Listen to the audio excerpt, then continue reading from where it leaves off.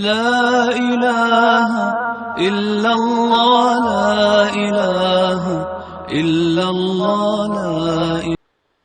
نحمده ونصلي على رسوله الكريم. أما بعد فأعوذ بالله من الشيطان الرجيم. بسم الله الرحمن الرحيم. تبارك الذي جعل في السماء بروجا وجعل فيها سراجا وقمرا منيرا وهو الذي جعل الليل والنهار خلفة لمن أراد أن يذكر أو أراد شكورا. صدق اللہ العظیم. سورۃ الفرقان کی آیت نمبر 61 اور 62 آپ حضرات کے سامنے تلاوت کی ہیں. آیات کریمہ کا ترجمہ یہ ہے، اللہ رب العالمین ارشاد فرما رہے ہیں، بڑی برکتوں والی ہے وہ ذات کہ جس نے آسمان میں برج بنائے، وجعل فیہا، اور اس آسمان میں ایک روشن چراغ بنایا، وقمرا منیرا، اور نور پھیلانے والا چاند بنایا. اللہ وہ ذات ہیں کہ جنہوں نے دن اور رات کو اس انداز میں پیدا فرمایا، خلفتاً، کہ یہ ایک دوسرے کے پیچھے چلے آتے ہیں. لمن ارادہ، یہ نشانیاں اس شخص کے لیے کارآمد ہیں، ان یذکر، کہ جو نصیحت حاصل کرنے کا ارادہ رکھتا ہو، او اراد شکورا، یا اللہ کے شکر بجا لانے کا ارادہ رکھتا ہو. اللہ رب العالمین نے اس سے ماقبل آیات میں، بلکہ گزشتہ پورے رکوع کے اندر، اپنی قدرت کی نشانیوں کا بیان فرمایا ہے، اور مختلف نشانیاں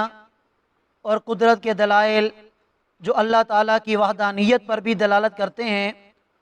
ان کا ذکر ماقبل آیات میں آ چکا. آج جو آیات کریمہ آپ حضرات کے سامنے تلاوت کی ہیں، ان آیات کریمہ میں بھی اللہ تعالیٰ نے اپنی وحدانیت کے دلائل اور قدرت کی نشانیوں کا بیان فرمایا ہے. فرمایا برکت والی ہے وہ ذات کہ جس نے آسمان میں برج بنا رکھے ہیں. برج کا ایک معنی ہوتا ہے منزل، اور یہاں پر برج سے مراد وہ منزلیں ہیں کہ جن کو سورج طے کرتا ہے. اس کی مثال آپ یوں لے سکتے ہیں کہ اگر ایک آدمی کراچی سے پشاور جانے کا ارادہ رکھتا ہے، تو جب وہ گاڑی پر سوار ہو کر کراچی سے چلے گا تو صوبہ سندھ والی منزل، پھر صوبہ پنجاب والی منزل، پھر صوبہ سرحد کی منزل کو وہ طے کرے گا، اور پھر پشاور تک جا پہنچے گا.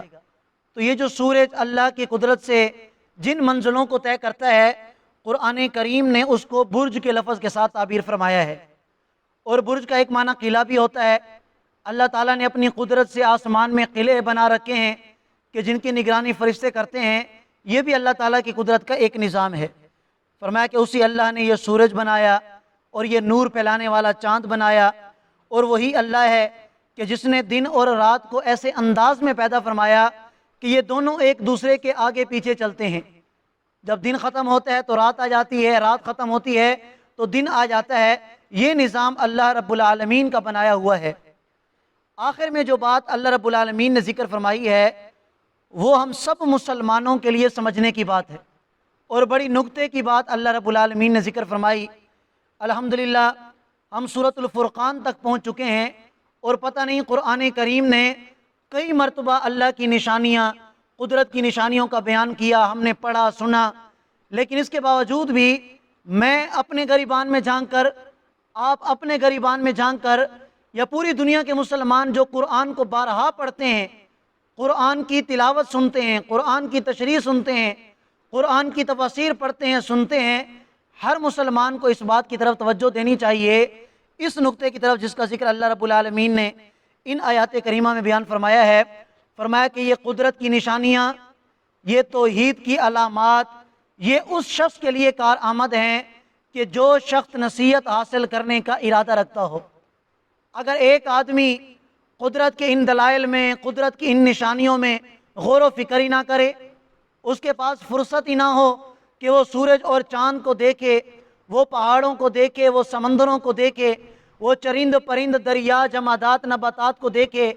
اور اللہ کی ذات کے بارے میں وہ سوچے کہ یار یہ کون سی اتنی بڑی ذات ہے کہ جو اتنا بڑا نظام اپنے قبضے قدرت میں لیے بیٹھی ہے اور اتنا بڑا نظام چلا رہی ہے، لیکن یہ وہ شخص کر سکتا ہے کہ جس کا نصیحت حاصل کرنے کا ارادہ ہو، یہ وہ شخص کر سکتا ہے کہ جو قدرت کی ان نشانیوں پر، اللہ کے ان انعامات پر، اللہ کے اس فضل و کرم پر اللہ کے شکر کرنے کا ارادہ رکھتا ہو۔ آج تو ایسا ماحول ہمارے لیے بنا دیا گیا مغربی ممالک کی طرف سے، یہود و نصارہ کی طرف سے،